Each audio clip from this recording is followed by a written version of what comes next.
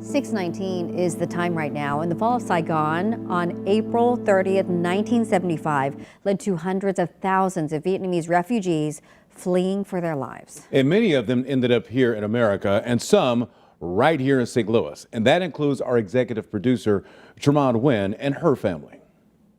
Then we saw these big giant ships full of, Vietnamese refugees.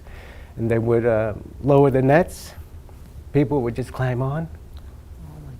And they would just raise the nets. Then you see people falling into the waters. So we didn't want to be part of it. So we left. We went out to the open waters. When we got picked up, it was scary seeing people, falling down to the water and then trying to pull you back so that they could get in front of you. Grandpa actually saw a little kid that was stranded on another boat, a little tiny boat. So he was just there by himself. So he actually went back down and grabbed the kid, took him up, and once he got on the boat, his relatives recognized him and took the kid. They took us aboard, but they didn't let us, take anything on. But we did have that statue of the Virgin Mary. So they let my parents take that with them. In between that time, we stopped in Guam, like you were saying, Gatuan, and then we got to America to Port Chaffee.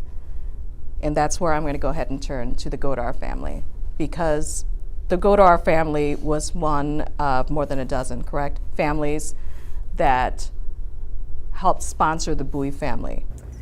I believe it was the National Council of Catholic Bishops that put a call out after the Vietnamese conflict, asking for parishes and I guess multiple religions to adopt families, to sponsor families as they came to the U.S. So we're from St. Catherine Labouré.